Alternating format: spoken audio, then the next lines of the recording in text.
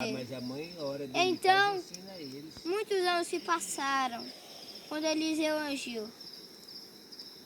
Então, o novo rei com sua cavalaria matou dois reis que estavam juntos.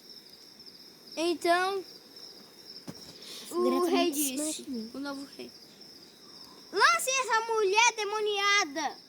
Falou com quem? Falou com quem? Com Jezabel, que morre em cima dela. Um vento forte soprou pelos cães que ficaram feras. Ficaram latindo, queriam alguma coisa.